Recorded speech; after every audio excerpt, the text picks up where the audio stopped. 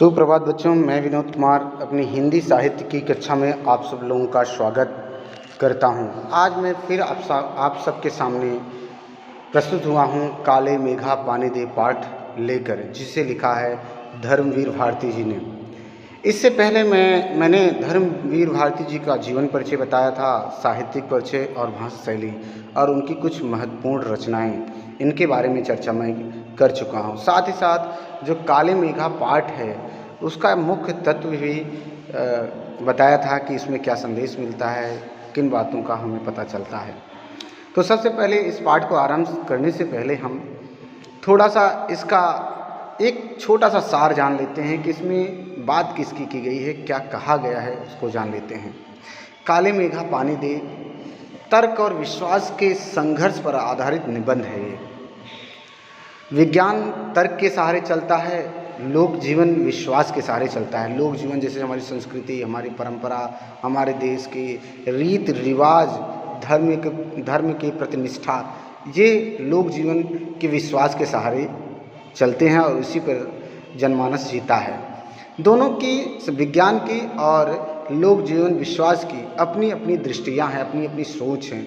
लेखक ने दोनों पक्षों को अपनी तरह से प्रस्तुत करने की कोशिश किया है और अंत में यह निर्णय आप पर छोड़ दिया है कि आप अपने लोक जीवन की विश्वास और विज्ञान में कितना सामंजस्य बना पाते हैं, क्या सोच पाते हैं। तो इस तरह इस पाठ का छोटा सा सारांश है। आगे बढ़ते हैं इस कहानी को लेकर, इस निबंध को लेकर। सबसे पहले इस निबंध की शुरुआत हम इस प्रकार करते हैं कि जब वर्षा की प्रतीक्षा, मतलब देश में वर्षा नहीं हो रही होती है, तो उसकी समस्या इतनी दिन ब दिन बढ़ती जाती है कि लोग वर्षा ना होने के कारण, चाहे किसान हो, चाहे जनमानस हो, चाहे पशु पक्षी कोई भी हो, उस वर्षा के जल के लिए तरसने लगते हैं। तो उसमें करता क्या है आदमी, वो उसकी चर्चा यहाँ पर चलने वाली है। उन लोगों के दो नाम थे। देखिए, चर्चा की गई है किन लोगों के, उन लोगों के दो नाम थे। अब वो नाम क्या थे उसको देख लेते हैं। इंद्रसेना या मेढक मंडली, दो नामों से जाना जाता था। उनके बारे में, उनके कौन हैं वो एक नए बच्चों का 15 से 16 साल 12 साल के बच्चों का एक समूह रहता है, उन्हीं को इंद्रसेना या मेढक मंडली कहा जाता है। अब देखते हैं, थोड़ा सा आगे चलते हैं। जब वर्षा की प्रतीक्षा करते करते धरती ही नहीं, लोगों के मन भी सूखने लगते थे, तब गांव के नंग धड़ंग लंगोटधारी किशोरों की एक टोली गंगा मैया की जय बोलते हुए गलियों में निकल पड़ती थी। और वह कौन थी एक टोली जो गंगा मैया की जय या जयकारा लगाती थी? वह थी इंद्रसेना या मेढक मंडली। आगे बढ़ते हैं। इसमें बिल्कुल एक दूसरे के विपरीत हैं जो लोग उनके। अब देखिए, दोनों बिल्कुल एक दूसरे के नाम के विपरीत हैं। इंद्रसेना मतलब भगवान इंद्र की सेना जो इंद्र को बुलाती है, अर्थात वर्षा के देवता को बुलाती है। मेढक मंडली अर्थात नग्नावस्था में, नग्न रूप में उछल कूद मचाना, शोर शराबे करना और गली गली में जाकर पानी मांगना और कीचड़ में जाकर लेटना, कूदना, उछलना, खेल खेलना, ये करते हैं। आगे बढ़ते हैं। जो लोग उनके नग्न रूप शरीर, उनकी उछल कूद, उनके शोर शराबे और उनके कारण गली में होने वाले कीचड़ कांदों से चिढ़ते थे, वे उन्हें कहते थे मेढक मंडली। उनकी अगवानी गलियों से होती थी। अगवानी मतलब स्वागत गलियों से होती थी। आगे वे होते थे 10-12 वर्ष से 16-18 वर्ष के लड़के, सांवला नंगा बदन, सिर्फ एक जांघिया या कभी कभी सिर्फ लंगोटी, एक जगह इकट्ठा होते थे। पहले जयकारा लगता था, बोलो गंगा मैया की जय, ये जयकारा लगाया करते थे। जयकारा सुनते ही लोग सावधान हो जाते थे। स्त्रियां और लड़कियां छज्जे मतलब बारजे से झांकने लगती थी और यह विचित्र नंग धड़ंग टोली उछलती कूदती समवेत एक साथ पुकार लगाती थी, काले मेघा पानी दे, गगरी फूटी बैल पियासा, पानी दे गुड़धानी दे, काले मेघा पानी दे।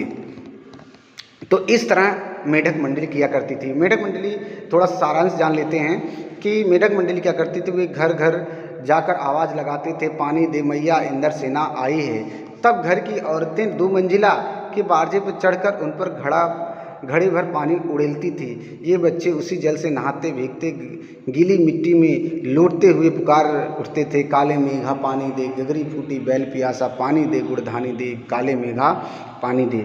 आगे चलते हैं। उछलते कूदते एक दूसरे को धकियाते ये लोग गली में किसी दुमहले मकान के सामने रुक जाते। देखिए, जैसे मैंने कभी भी चर्चा कर दी, दुमहले के मकान के सामने रुक जाते और कहते, पानी दे मैया इंदर सेना आई है। और जिन घरों में आखिर जेठ या शुरू आषाढ़ के उन सूखे दिनों में पानी की कमी भी होती थी, जिन घरों के कुएं भी सूख जाते थे, उन घरों से भी सहेज कर रखी हुई पानी में से बाल्टी या घड़े में भर भर कर इन बच्चों को सर से पैर तक तर कर दिया जाता था।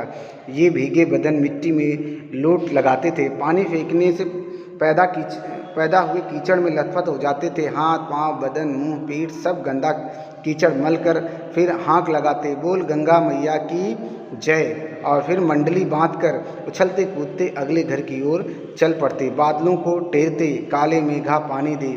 वे सचमुच एक दिन ऐसे दिन होते जब गली मोहल्ला गांव शहर हर जगह लोग गर्मी में भुन भुन कर त्राहिमाम मतलब बचाओ हे भगवान रक्षा करो कर रहे होते हैं। जेठ का तस्तपा बीत कर आषाढ़ का पहला पखवाड़ा भी बीत चुका होता, पर क्षितिज पर कहीं बादल की रेखा भी नहीं दिखती। कुएं सूखने लगते, नलों में तो एक तो बहुत कम पानी आता और आता भी तो आधी रात को भी मानो खौलता हुआ पानी।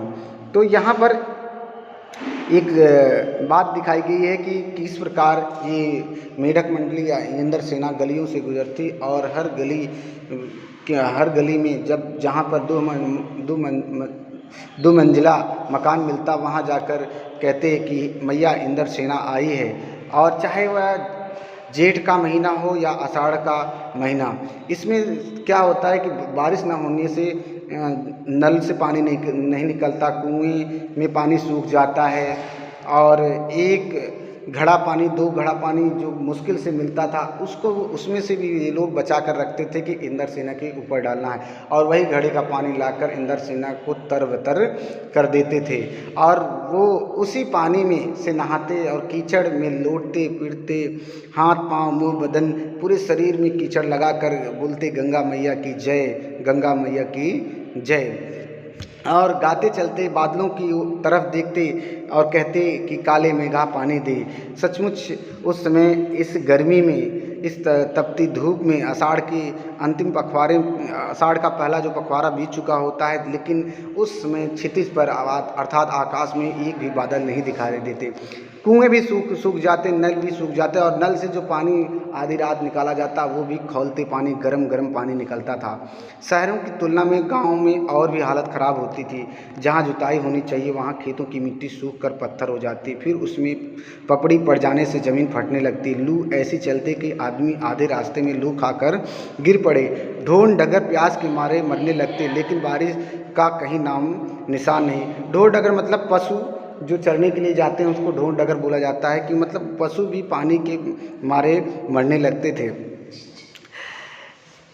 ऐसे में पूजा पाठ कथा विधान सब करके लोग हार जाते, तब अंतिम उपाय के रूप में निकलती कि यह इंदर सेना, मतलब अंतिम जो उपाय होता था गांव के लोगों का वह क्या था, इंदर सेना।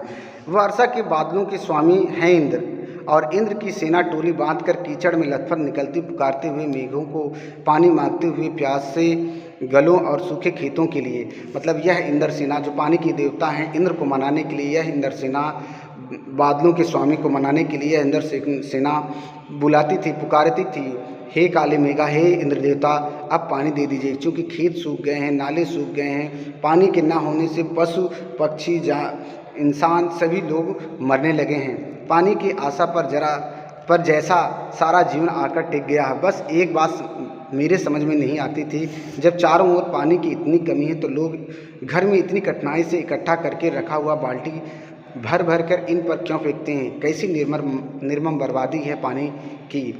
तो लेखक यहाँ कहता है कि जब इतनी दिक्कत है, इतनी समस्या है पानी की, बारिश नहीं हो रही है, कुएं सूख गए हैं, नल में पानी नहीं आ रहा, नाले में पानी नहीं रह गया, नदियों में पानी सूख गया है, तो लोग इतनी बेवकूफ़ी कैसे कर सकते हैं कि जो बचा हुआ पानी है इन पर उड़ेल देते हैं। ऐसी निर्मम बर्बादी पानी की आखिर लोग क्यों करते हैं। तो तो इस तरह एक तर्क यहाँ पर लेखक देना चाहता है कि जब पानी की कमी है तो लोग यहाँ फालतू बिना वजह निर्मम पानी की बर्बादी इंद्रसेना के ऊपर फेंक कर क्यों करते हैं।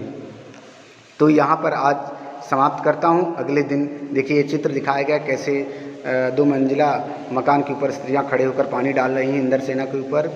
तो यहीं पर आज समाप्त करते हैं। अगले दिन फिर मिलेंगे नई वीडियो के साथ। यदि समझ में आ गया हो तो ठीक है, नहीं समझ में आता तो कमेंट बॉक्स में हमें बताइएगा। आज के लिए इतना ही, धन्यवाद।